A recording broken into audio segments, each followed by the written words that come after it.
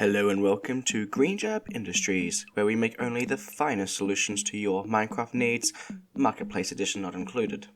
You've come in on a special day, as today we launched the 1.21.11 model of our flagship product, the Fixed mod. Using Wii feels weird, as I have done 95% of the work, but whatever. Welcome to Mounts of Mayhem. Also, yay, I guess, for basically predicting what the new version naming scheme will look like. What this means about if we will get bigger updates in the future, I don't know, but that's up to Mojang to figure out.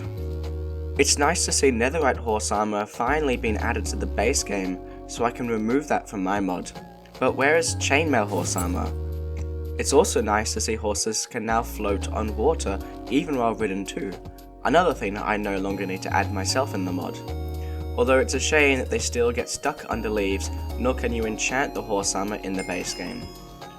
I'm also really excited about finally seeing the zombie horse spawn naturally in the base game, since it was added to the code over 12.5 years ago.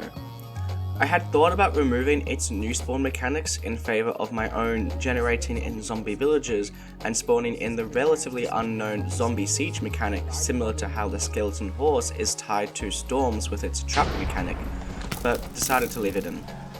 The added difficulty in dealing with these new jockeys, including with the new spear-holding zombies on horses, trident drown on nautiluses, or new parched skeleton on camels, is a surprise to be sure, but a welcome one. The new Nautilus mount as the first underwater mount is really nice to see, and between this, turtle helmets, potions, conduits, and if you count doors, there is now a surplus of ways to breathe underwater. But my biggest issue with the update lies with the new tiered spears and Nautilus armor. Unlike the real world, Minecraft is mostly land with only pockets of ocean. If you tame a horse far away from your base, you can ride it all the way back home. But if you tame a Nautilus, it's kinda stuck to the pocket of water you tamed it in, especially as it can't survive along outer water. So to see them get the same multiple tiers of armor as a horse, which again, like horse armor, you can't craft, but the more loved wolves only get armadillo scoot, confuses me. So in following Mojang's own game design philosophy of making items multi-purpose, that's why I removed the tiered armor and added a craftable scoot armor from Nautiluses, taking on the similarity of being dyeable any color for more customization. And even more so for the spear. The spear is the second velocity weapon to be added to the game, the other being the mace. However, unlike the mace, the spear can easily damage multiple enemies and without slowing down or diminishing damage. If you miss, you aren't gonna die to fall damage, nor that you can easily miss, as not only do you not have to time your attack, but the attack hitbox is larger. There are even more reasons why the spear is just better, like how you can use it with the elytra, and how it has a further standard attack range. So why does one require beating the harder versions of trial chambers multiple times, and the other 2 sticks and an ingot? One idea I had was to remove the spear entirely and give its kebab attack to the left click attack of the oversized fork of a trident. Since tridents are rarer, their base attack is a bit pathetic and they are quite similar to spears. But here's what I've done instead. To make sure maces are the vertical kinetic weapon, the spear now only considers horizontal movement to calculate damage. I have made the heavy core a rare drop from normal vaults and a common drop from omen vaults, and have the spear be made using it. This would also give more reason as to why Steve, who can carry an inventory of shulkers of gold blocks, can't hold out the spear for more than a few seconds. And besides, we are still technically in the 1.21 Tricky Trials update. Because the iron and gold spears are already being used by zombies and piglins, and I didn't want to remove them or give them heavy core spears, I've decided to leave just these 2 craftable. However, their kebab attack only does 2/3 of the damage as vanilla and can only pierce up to 4 mobs before needing to restart the attack, nor can they be enchanted with lunge. Speaking of which, when the lunge attack was first shown off, I was one of the first people to suggest it using hunger instead of durability, so I liked that they made that change. However, I suggested this because of my own changes to hunger, namely the stamina system. Rather than draining your hunger, the lunge enchant will now drain 1 bar of stamina per level, so you can use lunge 3 times before needing to wait for your stamina to replenish. As these are new items that I have yet to see the full consequences of in the natural world, and removing items does kind of break one of the rules I have for this mod. If you really want, you can revert these changes by disabling the removed features for 1.21.11 data pack. And on a different note, I couldn't be bothered to remove this absolutely horrendous new chunk fade-in, as unlike the awful 1.21.6 fog, you can at least disable it in vanilla yourself. And now for everything else I have added to the mod since the last video.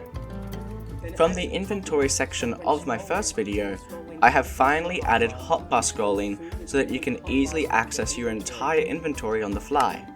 By holding down the left Alt button when scrolling, you instead scroll vertically through your inventory in the currently selected hotbar column, or do it while also holding Shift to scroll your entire inventory, keeping the rows the same as you do.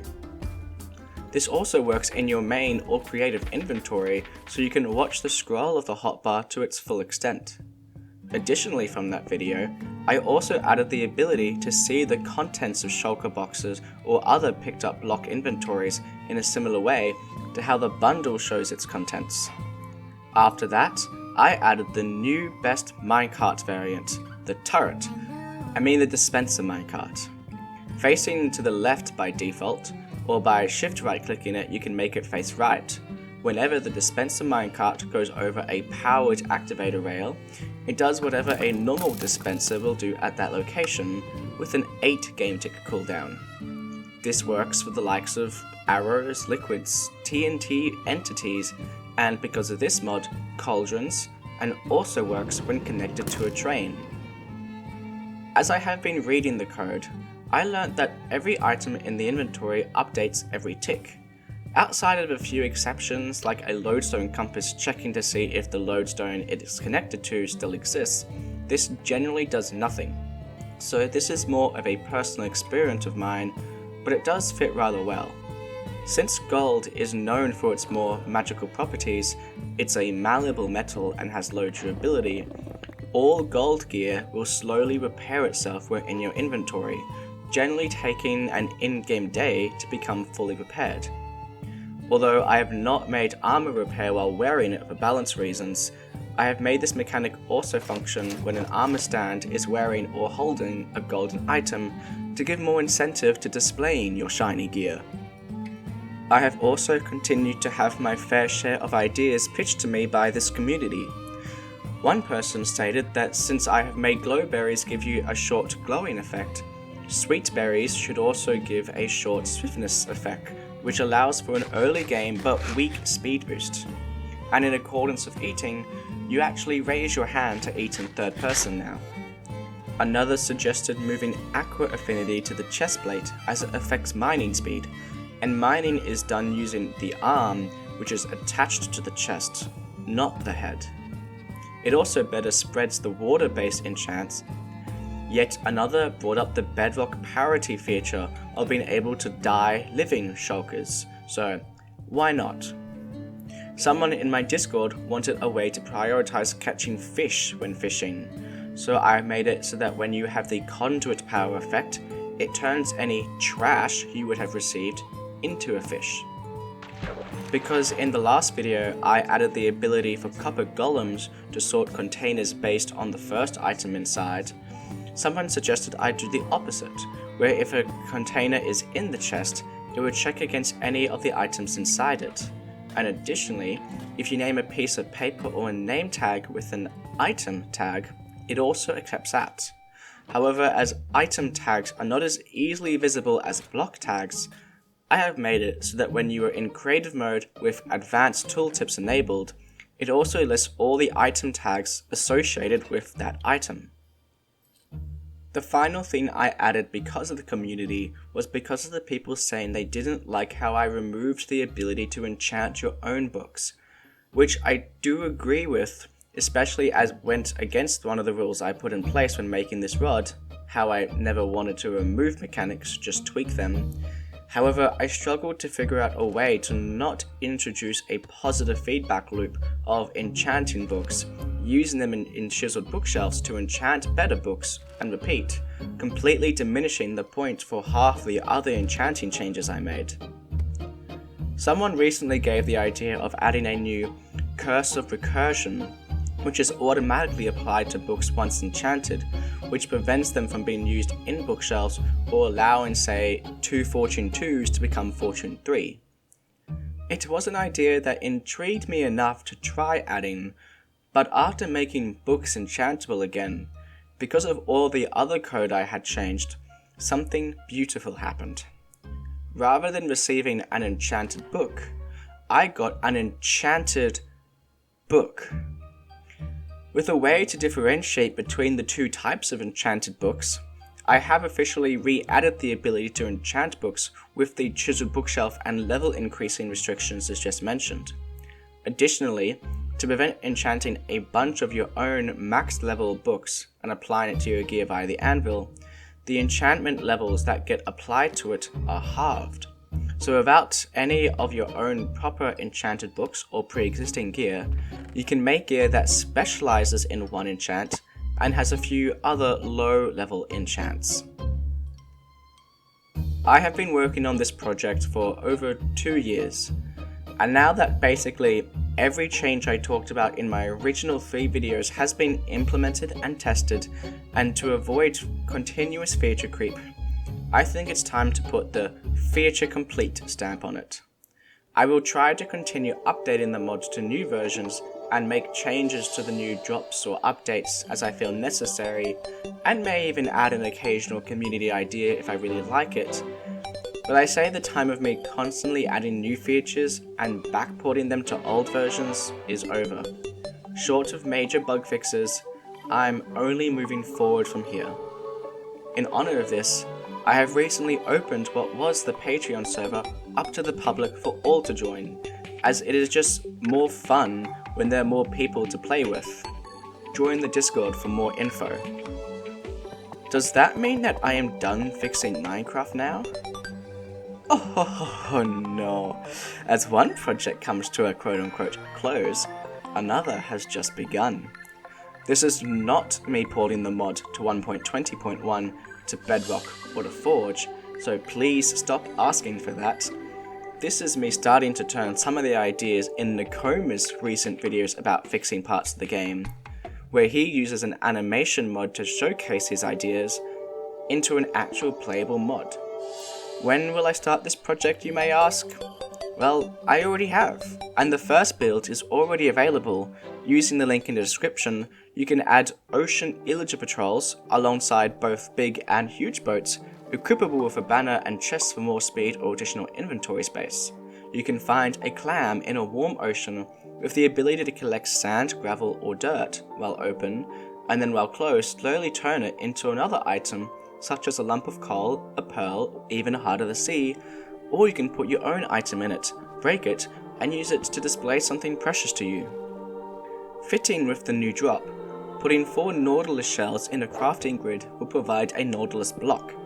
Just right-click on it while a pet or animal is leashed to put it inside, and now your pet is safe from the outside world and easier to transport, and it even shows what animal is inside when holding it in your inventory. Just right-click the block again to let your pet out. Rather than just a helmet, I have completed the turtle set of armor, each with their own bonuses.